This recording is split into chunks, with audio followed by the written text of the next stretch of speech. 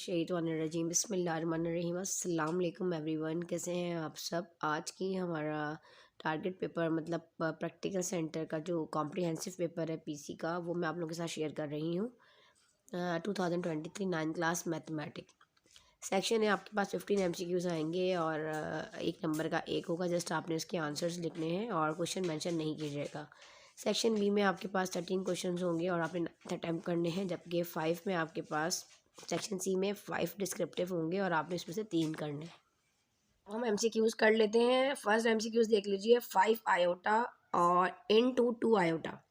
देखो ये ऐसे है, 5 आयोटा है और ये प्रोडक्ट है आपस में, मतलब मल्टीप्लाई हो रहा है, और 2 आयोटा इस तरह करके बना लिया। आयोटा को ऐसे करके बनता है फिलहाल, ठीक है जी, जैसे आपकी मर्जी। अब ये 5 को 2 टाइम मल्टीप्लाई करो तो होता है 10, और ये आयोटा आयोटा से मल्टीप्लाई होगा तो आयोटा का स्क्वायर आ गया ऐसे। अब हमें पता है आप सबको कि जो आयोटा का स्क्वायर है ना, ये बराबर होता है -1 के। ये हम सब जानते हैं। हमने क्या किया, सिर्फ आयोटा स्क्वायर की जगह पे रख लिया -1।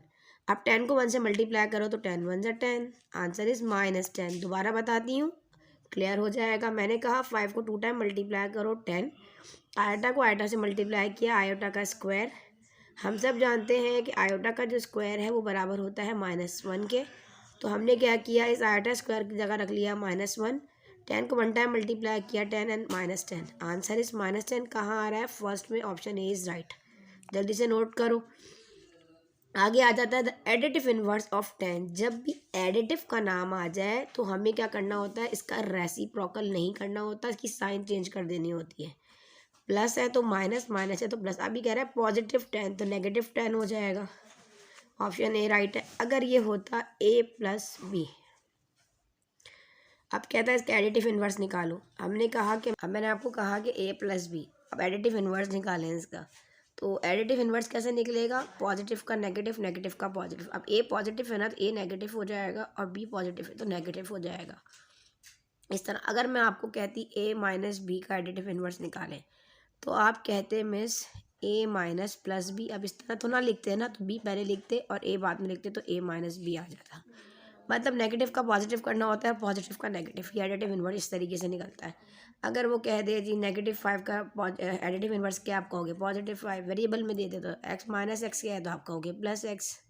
सिंपल।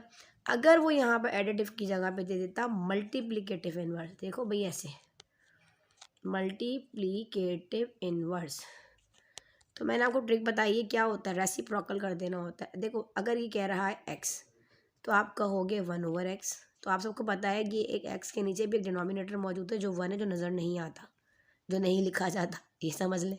तो 1/x हो जाएगा। अगर मैं कहूँ x - y का मल्टीप्लिकेटिव इन्वर्स निकालें, तो आप कहोगे miss 1/x - y।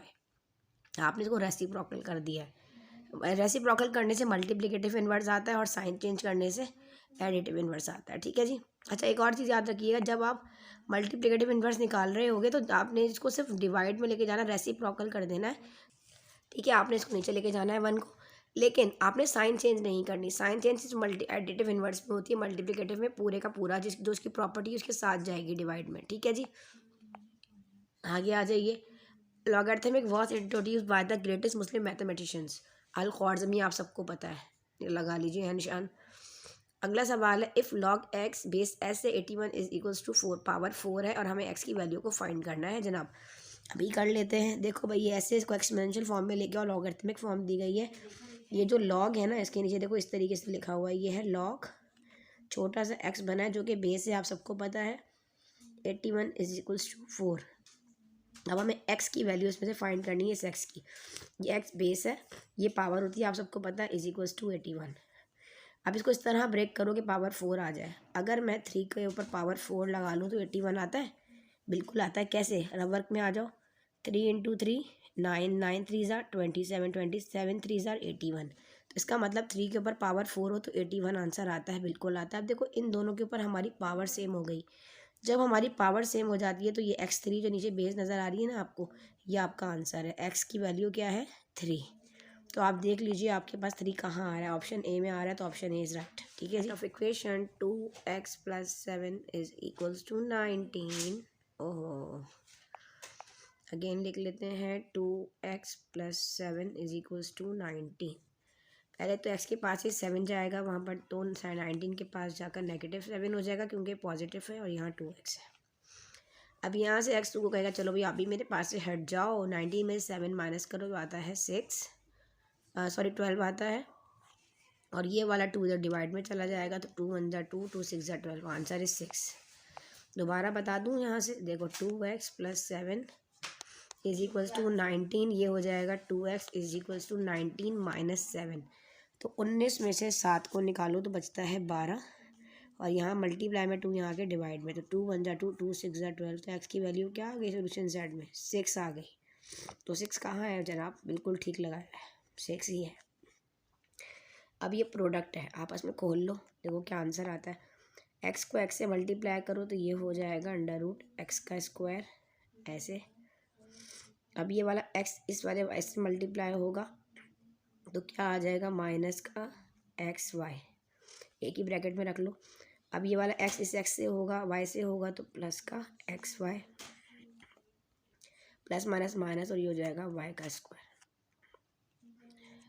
Square root को काट देगा, यहाँ से स्क्वायर रूट को काट देगा, ये पूरा एक दूसरे को काट देगा, एक प्लस में और एक माइनस में। Answer is x - y, option 4।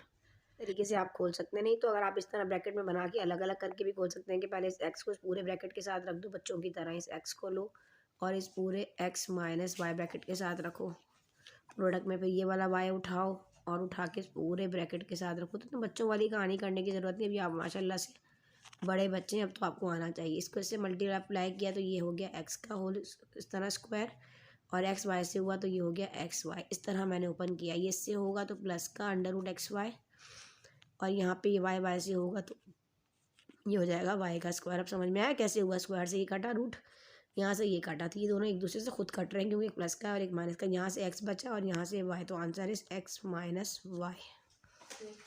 ठीक है जी, ये राइट ऑप्शन है आपके पास, x - y। अगर आप कहते हैं dash should be added to make it a perfect square, इसमें ऐसा क्या ऐड किया जाए कि ये परफेक्ट स्क्वायर बन जाए? अभी देख लेते हैं। ये हो गया हमारे पास a² प्लस 2ab प्लस का b²। ठीक है जी।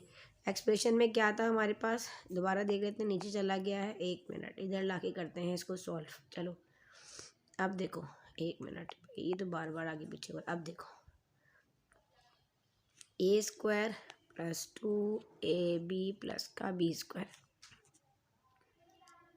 यहाँ x number 7 is what should be dash should be added x is the power 4 + 4 to make it a perfect square. बड़े मज़े के क्वेश्चंस हैं, बढ़ते हैं। देखो इसमें ऐसा क्या ऐड किया जाए कि ये परफेक्ट स्क्वायर बन जाए? यह फार्मूला होता है a² प्लस 2ab प्लस का b²। ठीक है, ये a है और ये b है, तो x का स्क्वायर आ जाएगा। देखो पावर 4 हो गई, यहाँ 2 का स्क्वायर 4। ठीक है, आपको पता है यहाँ a आता है और यहाँ क्या आता है b, तो ये b है।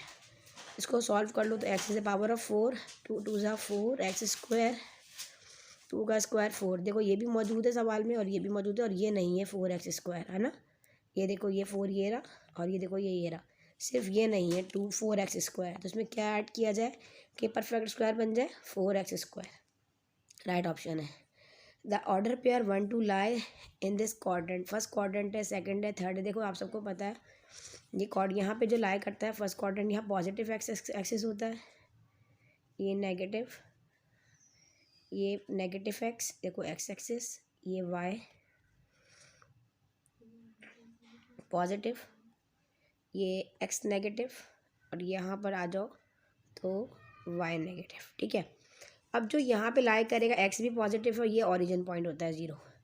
अब जो यहाँ पे लाई करेगा ना, मतलब x क्वाड्रेंट भी पॉजिटिव है और y भी पॉजिटिव, फर्स्ट क्वाड्रेंट। अगर दोनों ऑर्डर पेयर में जो वैल्यूज़ है पॉजिटिव है तो वो आपके पास क्या है? फर्स्ट क्वाड्रेंट है। और अगर पेयर में x और y, देखो यहाँ पर x नेगेटिव होगा, अगर फर्स्ट वाली वैल्यू नेगेटिव है और दूसरी वाली पॉजिटिव है तो वो हमेशा क्या होता है? सेकंड क्वाड्रेंट होता है, याद रखिएगा। और अगर हमारे पास x पहला वाला भी नेगेटिव है और दूसरा वाला ऑर्डर पेयर में दोनों वैल्यूज़ नेगेटिव है, फॉर एग्जांपल -4 -2, आपने देखा ये x में आ रहा है ऑर्डर पेयर में, ये भी नेगेटिव है, दूसरी वाली भी नेगेटिव है, तो ये कौन सी है? Third quadrant. अगर हमारे पास एक x जो है वो पॉजिटिव है यहाँ से और y नेगेटिव, तो फिर हमारे पास होता है फोर्थ क्वाड्रेंट। फॉर एग्जांपल 2 4 -6, देखो आपने देखा 4 पॉजिटिव है, दूसरी वाली माइनस है, पहला वाला पॉजिटिव दूसरा नेगेटिव, तो फोर्थ क्वाड्रेंट ऐसे पहचानोगे, ठीक है। तो यहाँ पे दोनों पॉजिटिव थे, तो ये हमारे पास फर्स्ट क्वाड्रेंट है, ठीक है जी। आगे आ जाओ, the solution set of equation x square minus 2x is equals to 0। क्या है? X square minus 2x is equals to 0। पहले इन दोनों में कॉमन निकाल लो, x कॉमन आ रहा है, x minus 2 is equals to 0। अब यहाँ x के पास भी 0 है इस तरह, और इस x माइनस 2 के पास भी 0 है, तो ये तो एक हो गई वैल्यू। दूसरी वाली ये -2 है, ये वाला x 0 के पास आके पॉजिटिव हो जाएगा, तो x की वैल्यू हो जाएगी 2। तो सोल्यूशन सेट में क्या आएगा? एक 0 और दूसरा वाला 2, तो ये आ रहा है इस वाले ऑप्शन में, देख लें, ठीक है जी। उम्मीद है समझ आ रहा होगा।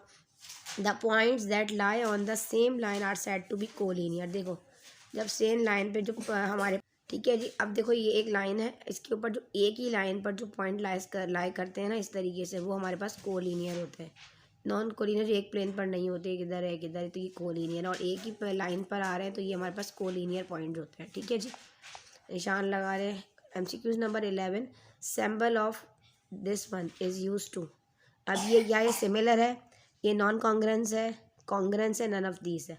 ये इसका मतलब ये होता है कॉन्ग्रेंट है, मतलब मिकदार में भी क्वांटिटी में भी एक जैसा होना, हूबहू, और शक्ल में भी एक जैसा होना, मिकदार में भी एक जैसा होना, कॉन्ग्रेंसी होती है, ठीक है जी। शक्ल और मिकदार दोनों में एक जैसा होना कॉन्ग्रेंट की निशानी है, ठीक है। और ऐसे आ जाता तो कॉरस्पॉन्डेंस कहते हैं इसको। ये सब मैंने जब थ्योरम्स पढ़ाए थे ना, वहाँ पे इंट्रोडक्शन लेक्चर दिया था, वहाँ जाके देखें। अच्छा आगे कहता है, are triangle having no sides are congruent. कोई भी साइड्स अगर कॉन्ग्रेंट नहीं है तो वो स्केलेन ट्राइंगल है। अगर वो कहता है आर ट्राइंगल, देखो यहाँ पे कोई भी साइड जो है वो क्या है? कॉन्ग्रेंट नहीं है, सब अलग अलग है, तो स्केलेन ट्राइंगल है। अगर वो कहता 2 sides are congruent, are triangle having 2 sides are congruent, तो आप लगाते आइसोसेलेस ट्राइंगल पे। अगर वो कहता है are triangle having 3 sides are congruent, तो आप लगाते इक्विलैटरल ट्राइंगल में, तीनों साइड जो है आपस में बराबर होती हैं, तीनों एंगल्स बराबर होते हैं आपस में, ठीक है जी। अब समझ में आया आप लोगों को।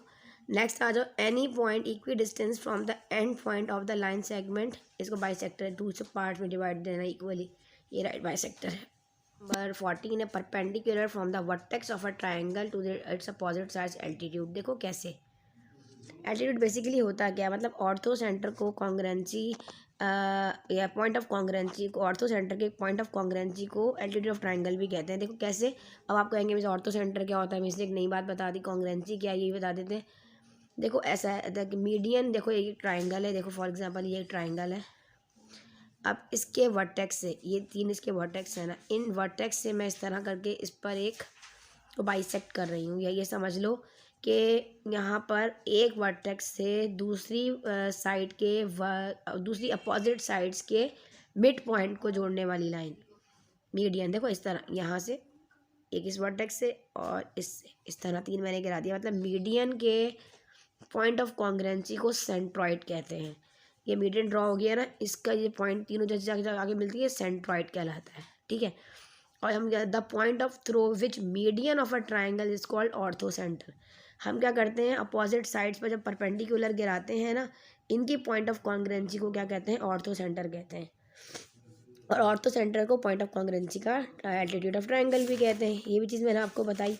ये एग्जाम में इस तरह के सवाल बहुत सारे आ सकते हैं। प्रीवियस लेक्चर्स मैंने अपलोड किए थे चैनल पर, जाके आप लोग ज़रूर वॉच करें। इंशाल्लाह आप लोगों के तमाम बेसिक सारे कॉन्सेप्ट जो है मेरा बच्चा क्लियर हो जाएंगे। ये बहुत इंपॉर्टेंट पॉइंट्स हैं जो एग्ज़ाम में आते हैं, ठीक है जी।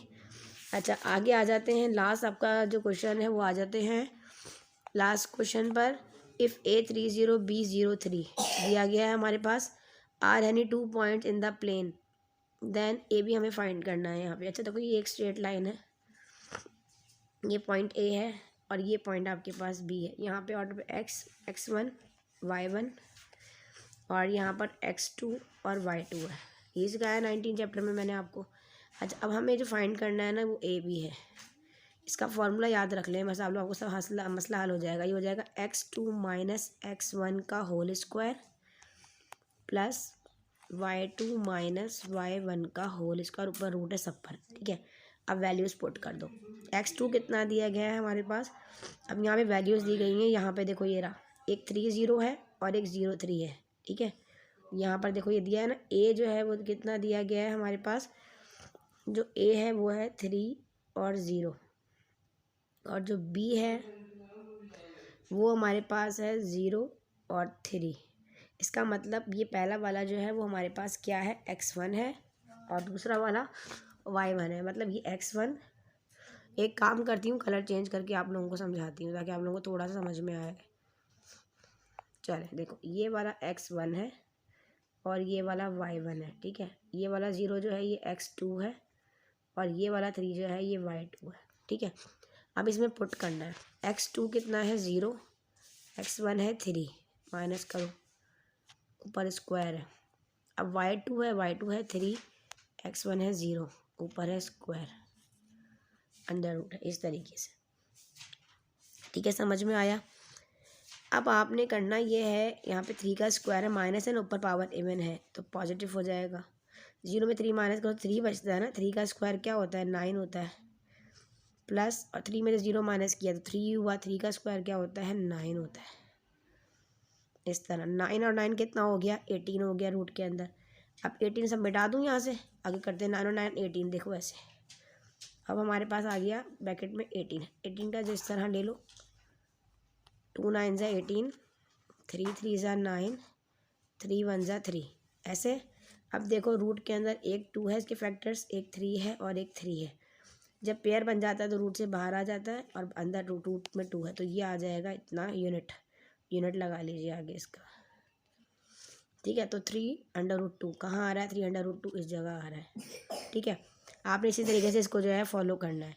इसका फार्मूला बस आप लोगों ने जहन में रखना है, दोबारा लिख देती हूँ यहाँ पर, चार आप लोग फार्मूला दोबारा देख लीजिए ताकि आप लोगों को भूले नहीं। x2 माइनस x1 का whole square plus y2 minus y1 का होल स्क्वायर, ठीक है। ऐसे और अगर कोई सी पॉइंट भी आ जाता है, वो x1 और y1 अलग की कहानी, उसके लिए आपको अलग चीज़ पुट करनी पड़ेगी। इस तरह की अभी कहानी फिलहाल इसमें कुछ नहीं है। अगर कोई सी वैल्यू भी आ जाती है ना इस तरह, फॉर एग्जांपल x1 y, तो उसके लिए भी ऐसे होता है x1 plus x2 divided by 2 plus y1 plus y2 divided by 2। ये वाली चीज़ जो है ना बेटा, ये मैंने आपको अपने चैनल पे बताई है, वहाँ जाके जब आप MCQs देखेंगे आपको समझ में आ जाएगी कहानी। अभी फ़िलहाल ही ऊपर वाले फार्मूला की कहानी थी जो कि आपको अच्छे तरीके से अब तो अल्हम्दुलिल्लाह याद हो गई होगी। x2 माइनस x1 का whole square plus y2 minus y1 का होल स्क्वायर, इस तरह आपने फाइंड करना है, ठीक है। और ये जो भी पहला वाला दिया होता है, ये वाला, ये जैसे 3 और 0 है फर्स्ट वाले में ए में ऐसे, और बी वाला जो है वो है हमारे पास 0 और 3, ठीक है जी। तो अब देखो, अब ये वाला जो 3 है ना हमारे पास फर्स्ट वाला, ये x1 है और ये y1 है, ठीक है। ये वाला जो है ये x2 है और ये y2 है। इस तरह वैल्यूज़ आपने पुट करके अपने फॉर्मूला में निकालनी है, ये रूट ले लेना होता है।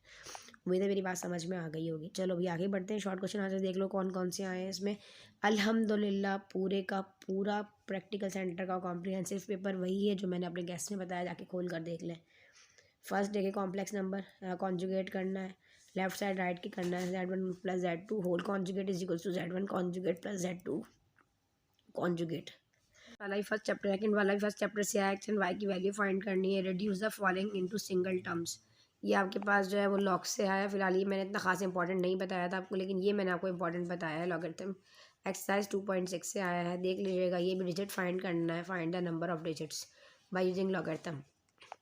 ये चैप्टर नंबर आपके पास 3.2 से आया है। फॉर्मूलाज मैंने बताए थे, A square plus B square plus C square वाले, ए प्लस बी 9 है, जबकि A B plus B C plus A C 13 है। फॉर्मूला अप्लाई करना है इन दोनों में। यहाँ पे भी A square plus B square find करना है, ए प्लस बी 5 है और ए माइनस बी 3 है, ठीक है जी। ये मैं आपको ना अभी डिस्क्रिप्शन में दे दूँगी। ये भी आपके पास सिंप्लीफाई चैप्टर नंबर 3 से आया है। ये भी आपके पास जो है इसमें आपने रैशनलाइजिंग करनी है फॉर्मूला अप्लाई करते हुए, ये भी चैप्टर नंबर 3 से आया है। और सिंथेटिक डिवीजन के ज़रिए आपने जो है ये P of x and P of, देखो मैं आपको दिखाती हूँ, ये रहा। By using synthetic division methods P of x, आपके पास एक्सप्रेशन x+2 दिया गया, आपने क्वेश्चन और रिमाइंडर फाइंड करना है। ये सिंप्लीफिकेशन करनी है इन दो सवालों की, और नीचे आपको फैक्टराइज करना है, ये फैक्टराइजेशन करनी है इसकी। ये चैप्टर नंबर 4 से आया है। और ये find the highest common factor, ये चैप्टर नंबर 5 से है, फैक्टराइजेशन मेथड से करें। फिलहाल ये MCQ का पार्ट कवर करेगा, लेकिन इन्होंने दे दिया, अच्छी बात है, बहुत आसान सवाल है, कर लीजिएगा। For what value of m, अब यहाँ पे एम की वैल्यू फॉर परफेक्ट स्क्वायर, ये आपके पास एक्सरसाइज 5.3 का क्वेश्चन है जो इम्पॉर्टेंट है, जो मैंने आप लोगों को बताया अभी तक। ये आपके सोल्यूशन सेट से आया है, क्वेश्चन नंबर 9। ठीक है, व्हाट शुड बी एडेड, ये भी आपके पास जो है इस ओरिजिनल नंबर, ये भी आपके पास इन्हीं से ही आया है सोल्यूशन सेट से, ये भी सोल्यूशन सेट से आया है। आगे आ जाओ, find the LCM of the following expression by factorization method, ये भी आपके पास एक्सरसाइज 5.1 से आया है, और फैक्टराइजेशन मेथड से आपने गिवन एक्सप्रेशन का जो है वो एलसीएम फाइंड करना है।